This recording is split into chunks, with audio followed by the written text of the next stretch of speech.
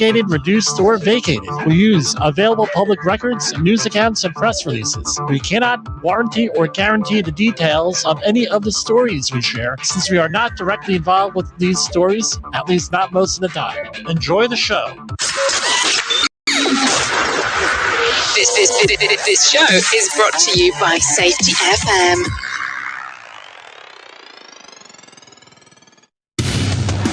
And from the border of liberty and prosperity in the highway to the north, this is Jim Polson with Safety Wars. Let me repeat that, what we just said on the intro. Right? Everybody is innocent until proven guilty in a court of law.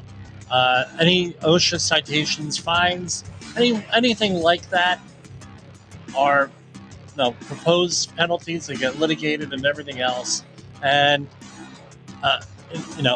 I'm saying this again because of our topic, what we're going to discuss. We might have gotten cut off on one of the streams here. So how's everybody doing out there? Got through the week. I was not on yesterday because we were doing a what do you call it? Outreach course yesterday. So every 4 years, if you're an outreach instructor, you need to go out and you need to recertify. And what the idea is that you get updated on everything. And I think I mentioned this before, was the maritime industry. It's like they had 3 refresher classes canceled nationwide. 2 or 3. I know the one in New Jersey was, and apparently 2 others. And everybody rushed to the outreach training course in University of California, San Diego campus because it's remote. Now, I wasn't ready to go out to San Diego. Not a good thing with all that's going on in my life. And we get on the call, and there's only 4 of us. 4 people renewing. It's like almost like a dying business here in United States. Usually it's only 2 or 3 people. I have to have a minimum of 3 people. But now it was, it's just a hard situation here with the way things are. We read some of the reports with very few ships built. Most of them are being repaired. Ships are being built overseas, except for some military ships. And I tell you what, when those military ships, when the contract goes out, everybody wants to be on them in the industry. So a lot of overtime, a lot of stuff going on, very, very skill intense. And it's just, it's just horrible situation there. Anyway, the big story today is on that submarine that went down. A lot of people, everyone's talking about this stuff. It seems, but you got some people out there that are saying, "Well, look, we just wasted a whole bunch of resources that could have gone somewhere else for this sort of thing." On these folks, it's sort of like the people out mountain climbing or hiking and then get themselves hurt, killed, lost, and then there's millions of dollars spent trying to find them. And people say, well, the hell with them, the hell with them, this, that, the other. It's a bad situation. They knew what they were getting into, and blah blah blah. Can't be that way, right? That's blaming the victim. Blaming the victim is really not what we're about here on Safety Wars. Not fighting the war against attitudes, fighting the war against the threats to our safety. And you have to, and what are we here for? We're here to provide backbone, to coach you. Some of the comments that I receive back are, I feel like, Jim, you're like the big brother in the safety business that I've never had. And I said, well, that I take that as a big compliment here. And I appreciate it. Compliments like that. No, you have to have backbone. You have to have integrity. that's lacking a lot. I was just on the phone with a company today, and they're having problems filling sales roles at their firm because everybody who they hire has no backbone. No, they want to coast here. They want to spend their time on this freaking thing here, right? The smartphone for those people who are listening on Safety FM. There, no, they want to listen to that thing. They want to watch that thing. Now, and the level of expertise, how to do an accident investigation, how to get along with people. There's a book out there. I forget the name of the author. The No AH rule, and you can figure out what that means. And it's basically, can you get along with someone? That's how you're going to go. We talk about leadership and everything, and we have a leadership program we're going to be rolling out in the next couple of days here. Once I'm able to copyright it, we're going to be rolling that out on video for download. Well, not download, for viewing. It's going to be for sale. We were working on another video today for that. So, for private clients and what have you, and that's what it comes down to. That safety war is about backbone. It's about saying, look, I'm prepared, I'm educated, I'm trained, I'm all of the above. I deserve this job. I deserve this. It's my job to help keep people safe and show leadership. That's what we're about here. That's what's seriously lacking. And this is an actual quote from CBS News from a couple years ago from the CEO of the Titanic expedition firm here, right? Quote, safety is a waste. And I heard this, but this is what he said. He told CBS News, there's a limit. At some point, safety is just pure waste. I mean, if you just want to be safe, don't get out of bed. In your car, don't do anything. At some point, you're going to take some risk. And it's a risk reward question. I think you can do this just safely by breaking the rules. Wow. How many of us have heard that? I was talking to a guy who has worked his way through college as a bartender. He came down. He had a major injury, and what happened was there were some patrons in the bar that were nurses. They said, "Oh, just go out to the car," and they were also EMTs, and they stitched them up and put them back to work. He has a scar to prove it. It's a nasty scar. With that, hey, can't break a couple. You can't make an omelet without breaking eggs, sort of things. So, here is from Reuters. Titanic sub destroyed in catastrophic implosion, all 5 on board dead. A deep-sea submersible carrying 5 people on a voyage to the century-old wreck of the Titanic was found in pieces from a catastrophic implosion that killed everyone on board, the U.S. Coast Guard said on Thursday, ending a multinational 5-day search for the vessel. Well, here's the question here. If it was your relative, someone you loved, would you want them to search for, or you just let them die? I think that most of us want the people search for, want to search for answers and whatever kind of clue there is. And believe me, from a fast death, from a shocking death, there is no closure. You can't get closure from this. You just get coping and you move on.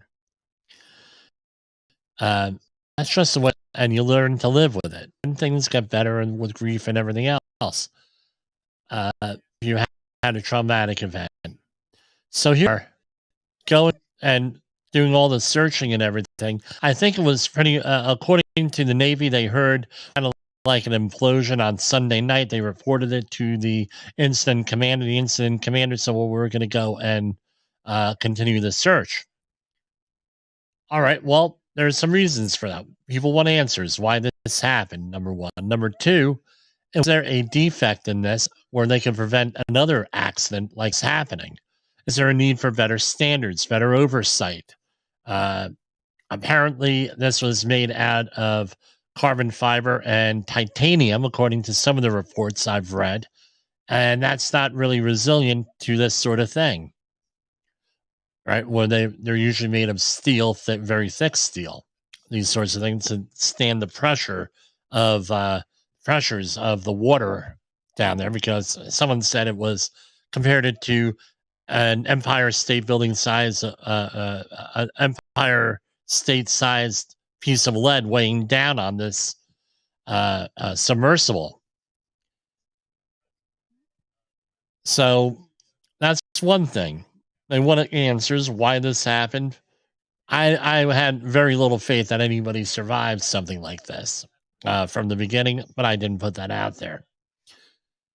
However, what's one of the positive things that might have come out of here is that you had a multinational response here. And I would treat this more as a training type situation. Nonetheless, a very dangerous kind of training mission, but and that put other lives in jeopardy. However, this was a training mission. I think that these folks need practice from all around, from anywhere from the actual search and rescue part of this to the public relations part of this and everything else. It's unfortunate that 5 people had to die for this. And some of the what are their names here? Even before this is from the Reuters article, even before the Coast Guard's press conference, OceanGate issued a statement saying that there were no survivors among the 5 men on the Titan, including the company founder and chief executive order Stockton Rush was piloting Titan. The 4 others were British millionaire and explorer Hamish Harding, 58, Pakistani-born businessman Shahzada Dawood, 48, and his 19-year-old son Suleiman, both British citizens, a French oceanographer, a renowned Titanic expert, Paul Henry Nargiolet, who had visited the wreck dozens of times. The statement went on to say, these men were true explorers who showed a distinct spirit of adventure and a deep passion for exploring and protecting the world's oceans. Our hearts are with these 5 souls and every member of their families at this time. I'm going to dedicate a moment of silence to these people who lost their lives.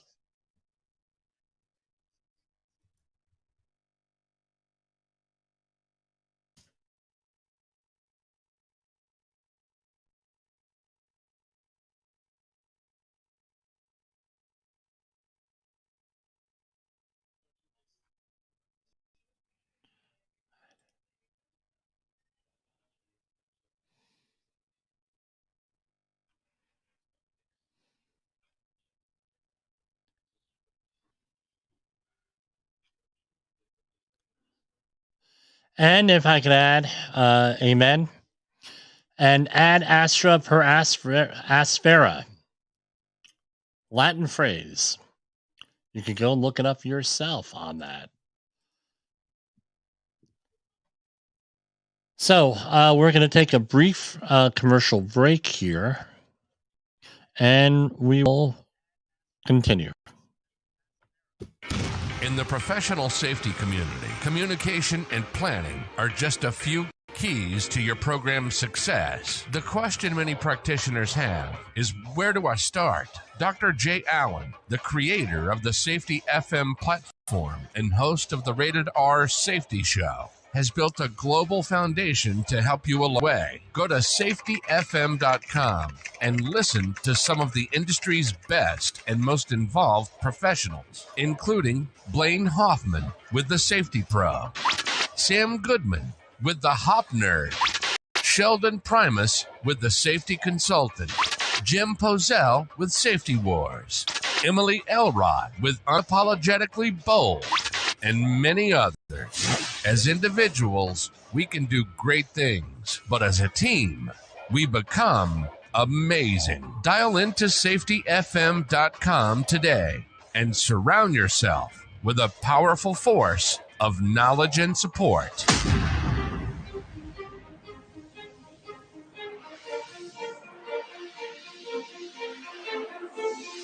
This is Safety Wars, broadcasting to our brothers and sisters in the occupied territory of behavior-based safety. Get out your secret decoder ring.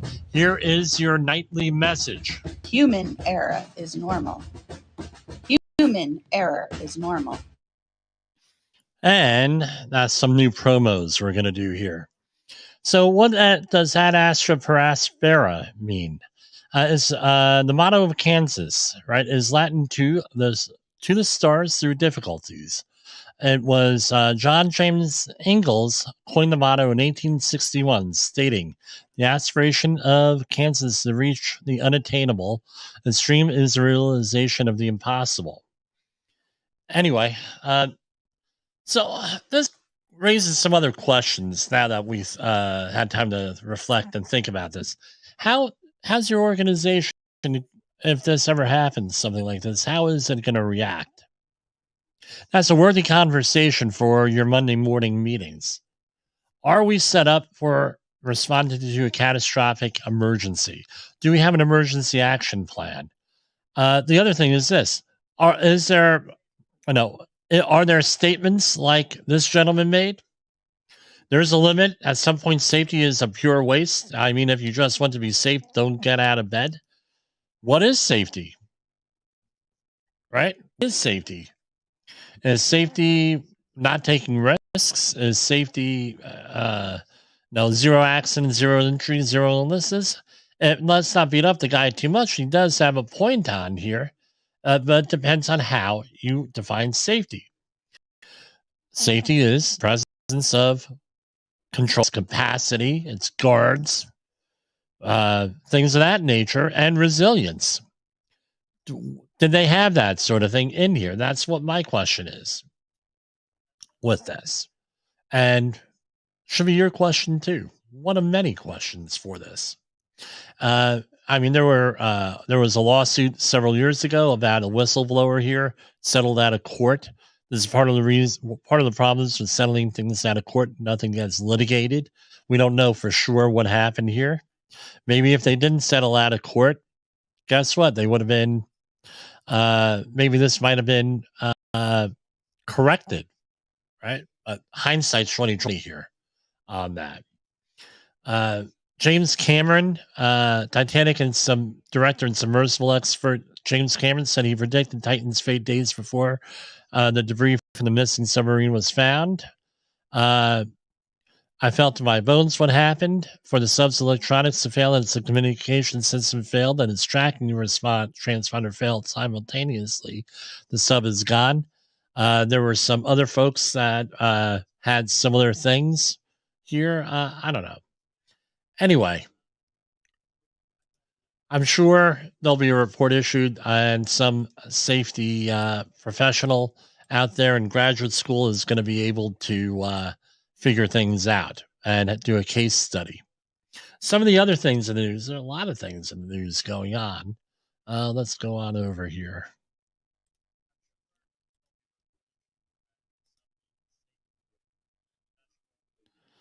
Getting the right screen up here sometimes is a challenge. Okay.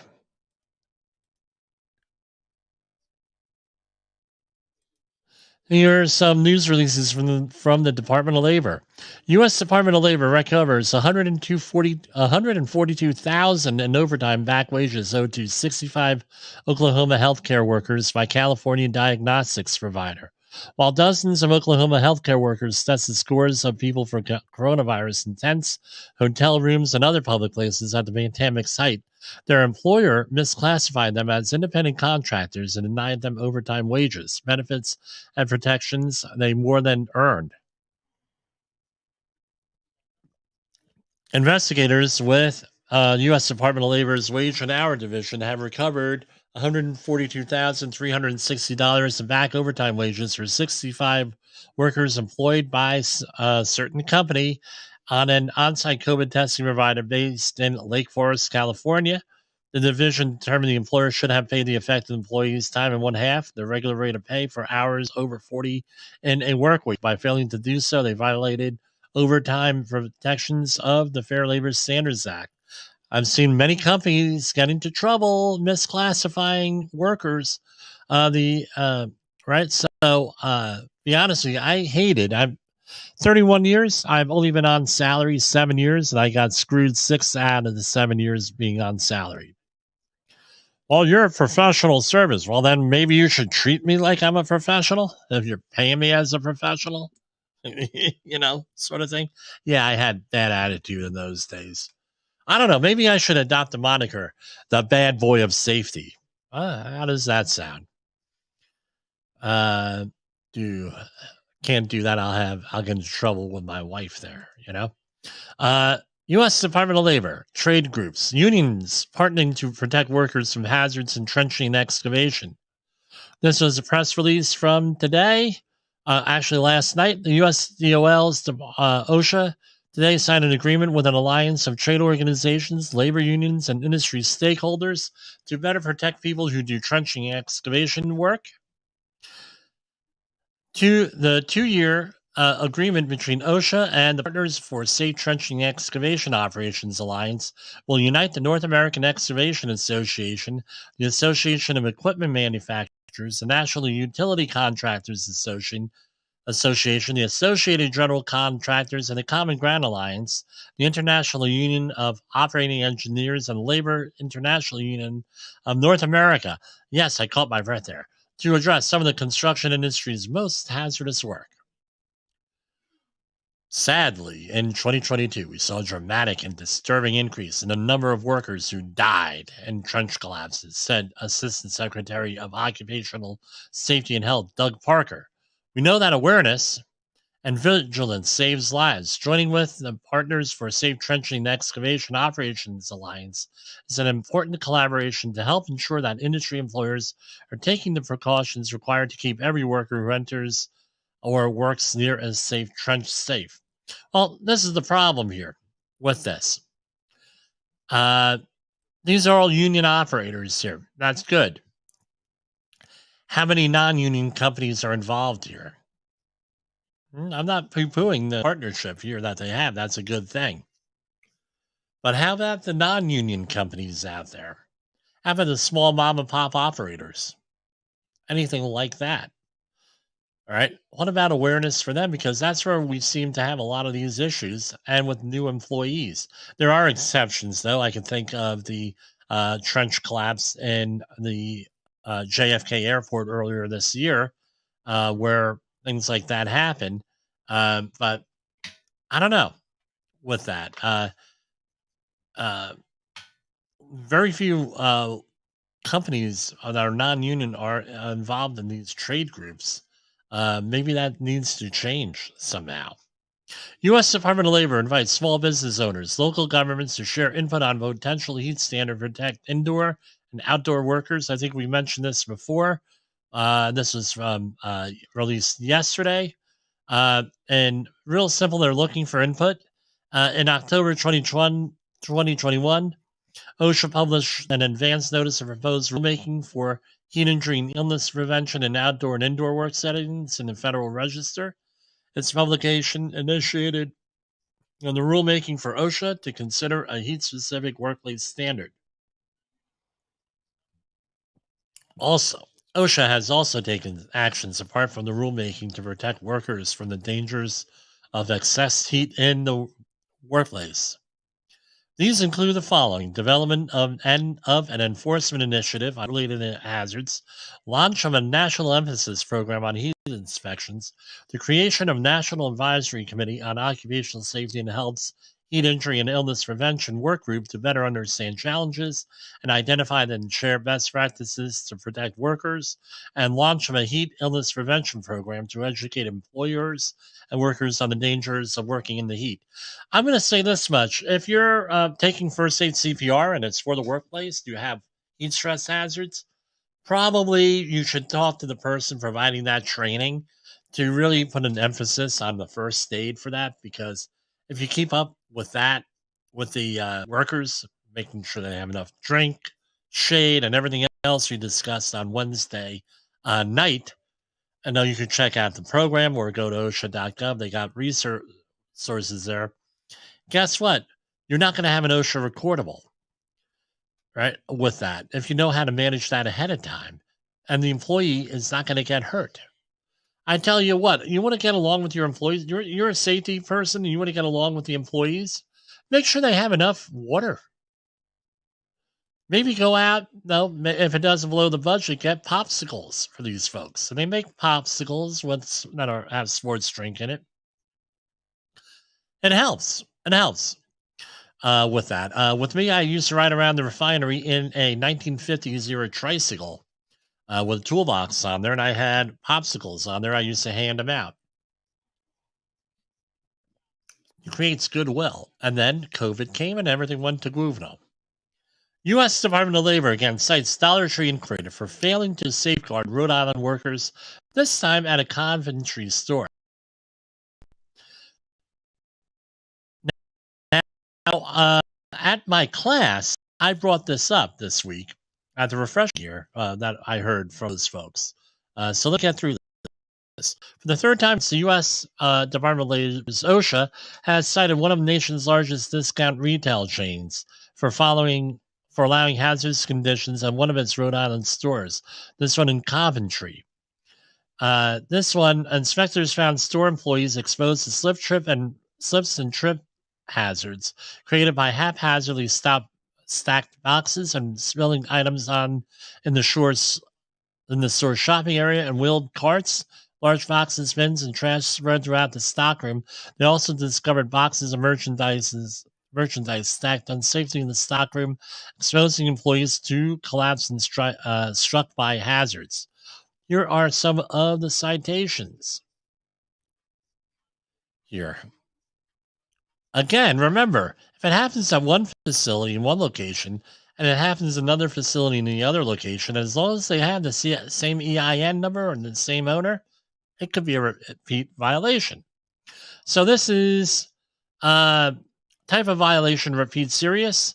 Was 147,000 and change. All places of employment, passageways, storerooms, service rooms, and walking working services are not kept in a clean, orderly, or sanitary condition.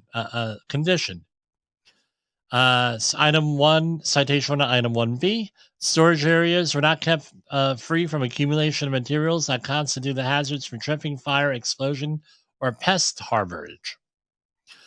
That one was 0. That's a repeat violation. Citation 1, item 2 was materials stored in tiers are not stacked, blocked, interlocked, or limited in height so that it is stable and secure against sliding and collapse.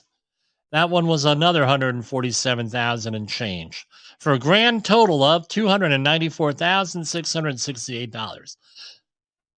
So one of the guys apparently that I took the class with, very familiar with Dollar Tree. When he says, well, according to him, I have no way of verifying this. A lot of this stuff is anti-theft protection. They have people who run out the back of the stores and things of that nature, so they block things with this. According to him, that's the excuse. I said, well, there are better ways of doing things, I think. Are there feasible ways? Yeah, there got to be some kind of feasible ways with this. I mean, in New York and some of the other areas where they have all these high crimes since 2021, and even before then, they put everything under lock and key. Like I mentioned the other day, a service merchandise sort of a person go out there and give you things. They've been doing this in a lot of stores for a lot of time. It started out, I think, in my area, my neighborhood, Central Jersey, with spray cans for spray paint, because people were taking spray cans, spray paint, and then they put those all under lock and key. The OSHA announces upcoming fee changes for student course completion cards for the outreach training program. This was the subject in the uh, uh, class this week. Uh, the uh, the fees for new course completion cards are going from $8 to $10 per card to address significant cost changes associated with producing and distributing the cards. Right, and let's take our second break here. My voice is starting to go. This happens when you're working with your voice all day. In the professional safety community, communication and planning are just a few keys to your program's success. The question many practitioners have is, where do I start? Dr. Jay Allen, the creator of the Safety FM platform and host of the Rated R Safety Show, has built a global foundation to help you along the way. Go to safetyfm.com and listen to some of the industry's best and most involved professionals, including Blaine Hoffman with the Safety Pro, Sam Goodman with the Hop Nerd, Sheldon Primus with the Safety Consultant, Jim Pozell with Safety Wars, Emily Elrod with Unapologetically Bold, and many others. As individuals, we can do great things, but as a team, we become amazing. Dial into safetyfm.com today and surround yourself with a powerful force of knowledge and support.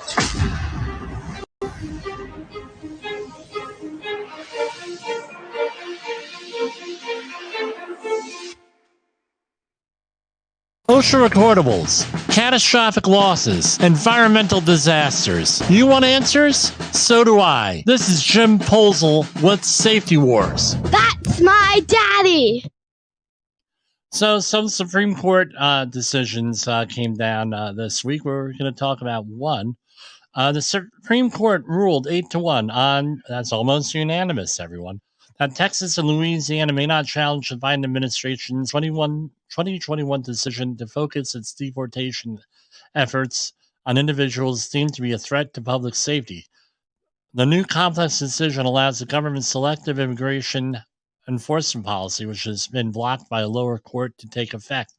The case was one in the series fought by Republican-controlled states that have helped to frustrate Biden administration policies. 2, immigration and border security. Things that go make you say,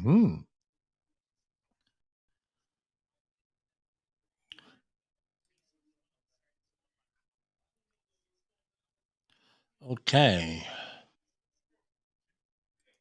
Here we have a new poll. A majority of Californians are considering moving to another state, according to a recent survey conducted by Strategies 360, a research and communications firm focused on public affairs. Respondents reported dissatisfaction with the high cost of living as a primary factor in their desire to move elsewhere, with 40% saying they are somewhat or very serious about leaving, and another 24% say they are thinking about it but not too seriously. Approximately 1/3 said they were not leaving at all. I don't know. It's very expensive to live in California, but I'm going to tell you what, it's one of the most beautiful states I've ever been to. And what else do we have here?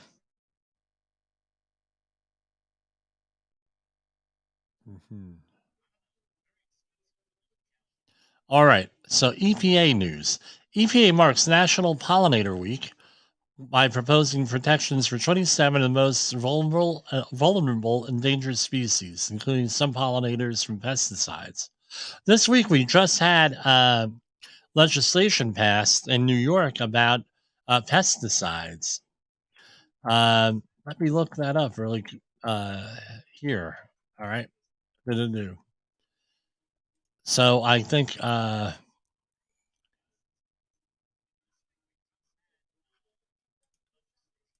hold on. This again, I don't read these stories. Here you go. This is in California and also New York. Also, hold on. Bee killing pesticides and common gardening products could face new limits in California. It's now clear that our decades-long love affair with pesticides is contributing to the worldwide collapse of bee colonies with ramifications. Who says that? Orange County Register, this is. So a law that kicks in January 1st will prevent California farmers from using a category of pesticides known as neonics, Neonics, neonics, which have been particularly linked to bee harm at times when the insects are most likely to be foraging for food. But while recent research recently links neonics both to broader ecosystem problems and to serious health conditions in humans, and the new state regulations focus only on protections for bees. So, neonics and other pesticides, including some not approved for California, also end up in California soil, waterways, and animals and people through the use of insecticide-coated seeds. Such seeds are widely used but currently unregulated in this state. Those seeds were outlawed in New York this week, I believe. That's assuming that the governor signed that, Governor Hochul.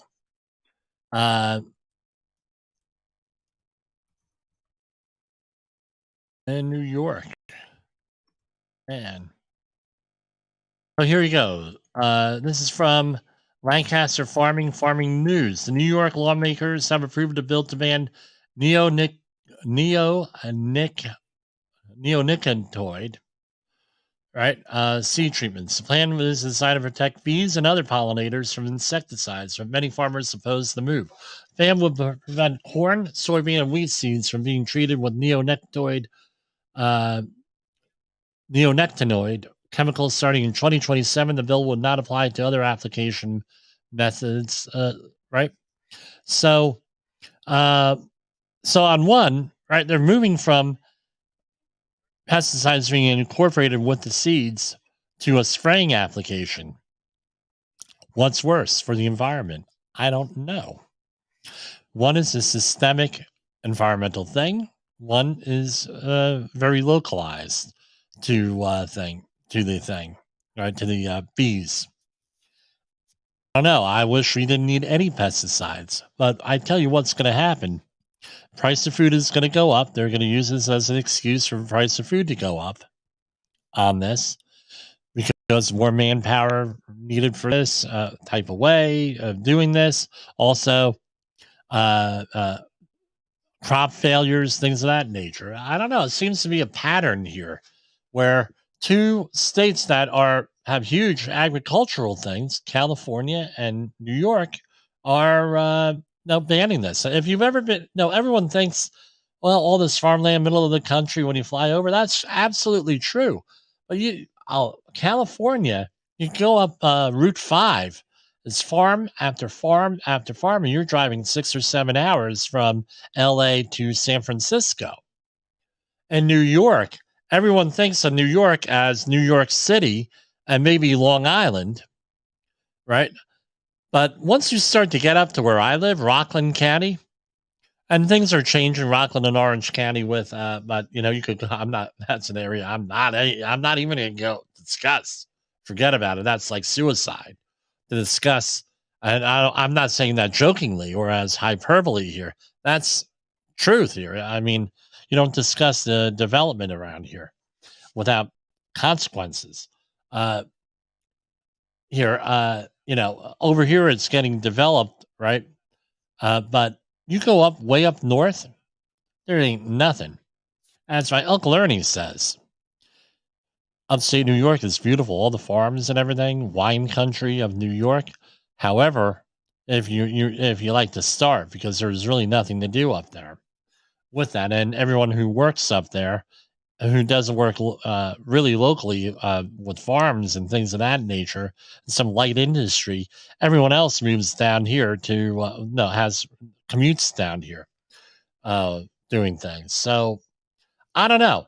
It's one of those things here, but EPA isn't an issue. Yeah, the first time I heard this issue, it was April 6, 2007, I believe, on one of my favorite radio shows Coast to Coast AM, which I have been deemed a regular on now. I've been identified as a regular.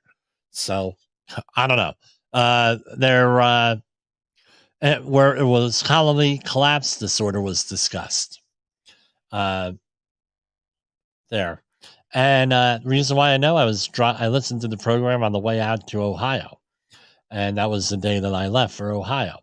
This initiative is part of EPA's work to meet obligations under the Endangered Species Act, furthers the goals outlined in EPA's Endangered Species Act work plan to provide practical protections for listed species from pesticides. The draft white paper includes how EPA selected the 27 things. So they issued a white paper here. Probably worth looking up and reading it. I mean, it's need the bees. So last weekend we had honeybees in our garden. So if you ever saw my garden, it's completely fenced in with chicken wire and everything else to keep the animals out. It's on the sides, on the roof, and everything else. And animals still somehow get in there. Chipmunks, I can't get rid of them. Anyway, long story short, she got stung 3 times by bees, honeybees. She was yelling and she was not very happy with me. I said, I'm not killing them. I'm going to go and get a beekeeper and get rid of them. Let the beekeeper have them. EPA invites youth to serve on agency's first ever National Environmental Youth Advisory Council. This is going on where you could, if you are between the ages of 16 and 29, you can be a member of this committee here. This committee, right? National Environmental Youth Advisory Council will provide independent advice and recommendation to the EPA on how to increase EPA's efforts to address a range of environmental issues as they relate to youth communities. Okay. KC Performance Steel. I can't say the name. Kansas City. Okay. Kansas City Diesel. There's a diesel service, an auto repair shop. Agreed to settle with the EPA. This is from the 22nd, yesterday, for allegedly tampering with car engines to render emissions controls inoperative, for failing to permit EPA access to inspect and copy records. These actions were violations of the Federal Clean Air Act, according to the EPA. The installation of defeat devices or any illegal tampering of auto emissions controls is both a violation of federal law and a significant contributor to air pollution, said David Kozad, Director of EPA Region 7's Enforcement and Compliance Assurance Division.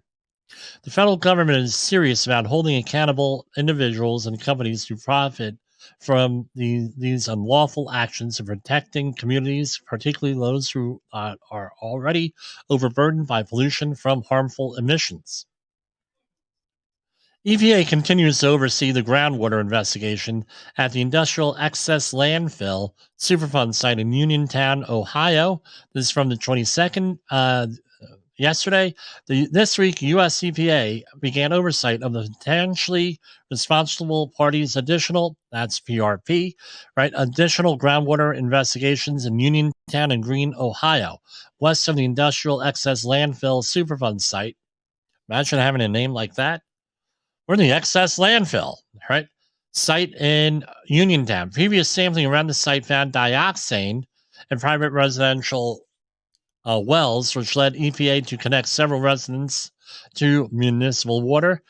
The continued groundwater investigation will help determine the size of the dioxin plume and if additional municipal water hookups will be necessary.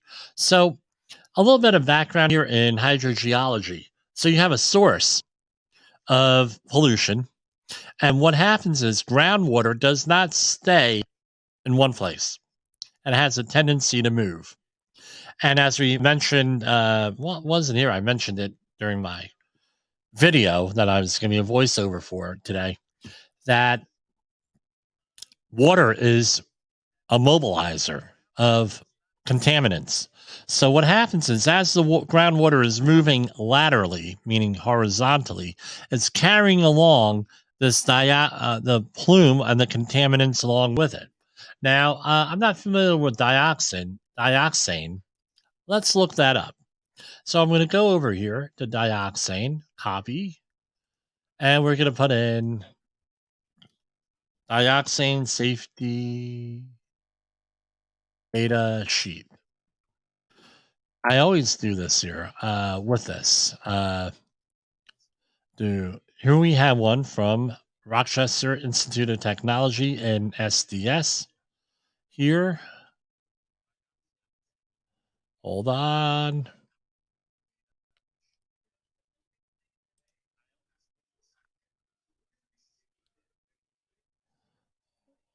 Oh, I know. This is you're watching me surf the internet here. Why is this not SDS safety dioxin? Okay. So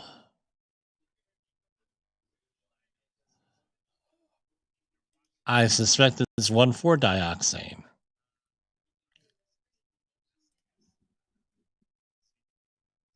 Comma 4-dioxane. You can bear with me here. And you know what? I'm not in Google. That's what the issue is.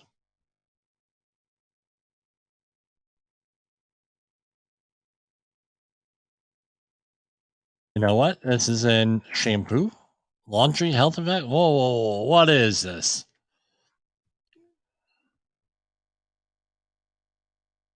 So here we have a SDS here. I'm not going to mention. It's from a couple years ago. It is 1,4-dioxane, all AKA dioxane, diethylene dioxide, diethyl ether, as I said it, right? What is it? Irritant can cause dermatitis through defattening of the skin, can cause irritation. I guess this is what do you call it? Why it's in soap, right? It's a defatting agent. Ingredients found on one of the OSHA designated carcinogen lists are listed below. 1,4-dioxane, so it's this suspected carcinogen, meaning cancer causer. And I'm looking here under the chemical properties, right here, molecular rate 88.1. All right, 88.1. Here, chemical formula, blah, blah, blah, solubility in water, 100%.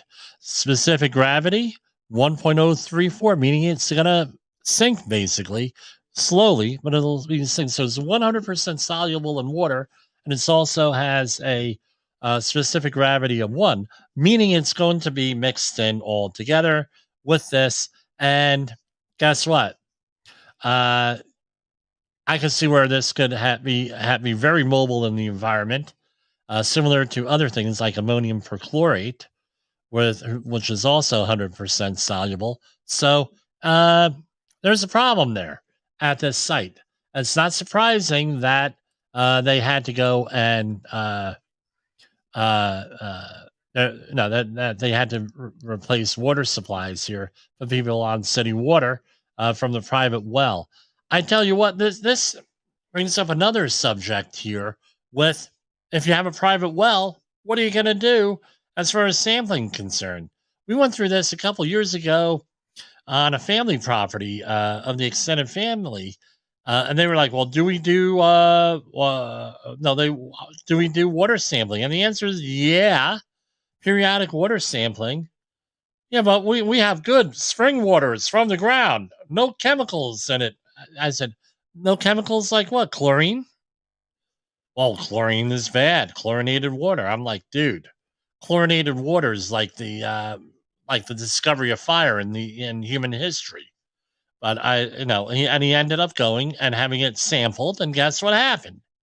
Oh, they found all different kinds of contamination in there. He ended up getting city water over the whole thing. Either that or get a whole a water treatment system for the house. They chose to get city water. They have no idea where the contamination came from. They think it was from dumped stuff from years and years ago. They lived in a rural area. Anyway, here's something from the NTSB. NTSB issues final report on CTA employee fatality. This is from Chicago Transit Authority thing. I remember this accident. The accident happened in July 16th, 2022.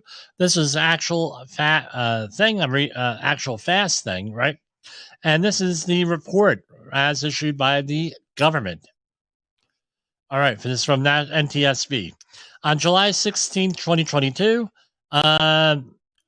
a train struck a CTA customer service assistant at the Van Buren station in Chicago.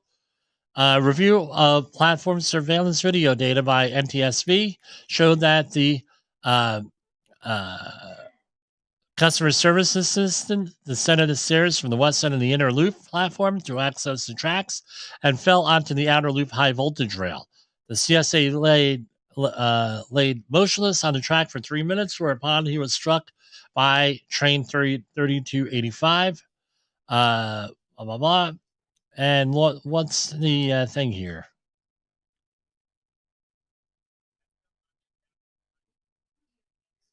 So apparently there was a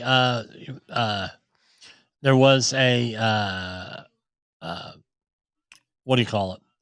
You could cross the tracks on foot here. Right? Apparently this was the appropriate thing to do. At least for him, it was the appropriate thing to do.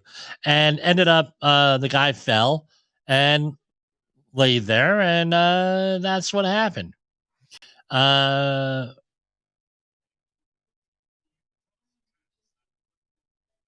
So I don't know. This is right. The accident occurred. The result, as a result of the accident, the CTA now requires its customer service assistants to take rail safety refresher courses every 2 years to maintain their job classification. The reason the CTA employee was attempting to cross the track remains unknown. He did not contact the rail controller for permission to enter the right of way as is required. Okay, so he wasn't supposed to be here apparently, but how much you want to make a bet that this was a normal kind of thing if they went back and they reviewed all the safety footage? It doesn't say here how often this happens in this article from the NTSB. I don't know. Horrible, horrible situation. Not the way I want to go. Teenage worker. This is from Australia, from earlier this week. Teenage worker killed in a Western Australian sandblasting plant. The teenager was crushed while preparing a steel beam for painting at the TLC Surface Treatment Factory in Welshpool early Thursday morning. The business specializes in industrial sandblasting and painting. I've worked a lot around this here. There's a huge investigation here. So what exactly happened? One, he was a new employee. Okay. 16 years old. So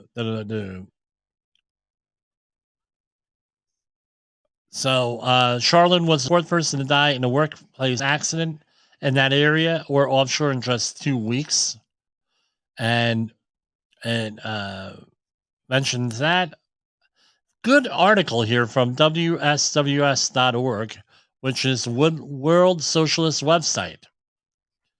All right. I don't think there's any bias in here. I think, the facts are the facts here. It's a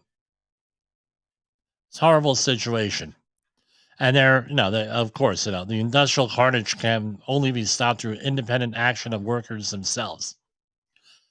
I don't know. This sounds like they're fighting a war out there with this. And they have a bent on it. I'm sure management has totally the opposite, and they're blaming the employee. Maybe there needs to be some kind of a balance here. A new report from Tennessee Occupational Safety and Health Administration, OSHA, has been released, giving new details on a FedEx employee's death. We had mentioned this earlier in the program, like last year, when a FedEx employee was driving in a West and a Cushman hauler 1200 golf cart. It was a tug operator, I guess, what they call it, pulling two cans and traveling towards about to make a left turn and enter another location. The coworker swung left into the oncoming lane, then swung right back into his traffic lane in order to make a wide left U-turn to line up with the entrance to the scale. While swinging back into his traffic lane, the coworker collided with a golf cart being driven by the employee. The right side of the tug collided with the left side of the cart, causing the cart to bounce off the tug and hit a Jersey barrier with its right side. The employee suffered multiple blunt force injuries to the torso and died. I know one thing. I'm not familiar with this accident, but I will say this much: most people who drive around golf carts on projects do not use seatbelts, right? Even with forklifts, big thing, they don't use seatbelts. I don't know. It's a risky thing out there. So we're going to call it a week. It might be on tomorrow. I might not. I have to see how I feel. I always say that. It's an ongoing joke here. So for Safety Wars, this is Jim Posel. I'll see you next week. The views and opinions expressed on this podcast are those of the host and its guest and do not necessarily reflect the official policy or position of the company. Examples of analysis discussed within this podcast are only examples. They should not be utilized in the real world as the only solution available, as they are based only on very limited and dated open source information. Assumptions made within this analysis are not reflective of the position of the company. No part of this podcast may be reproduced, stored in a retrieval system, or transmitted in any form or by any means, mechanical, electronic, recording, or otherwise, without prior written permission of the creator of the podcast, Jay Allen.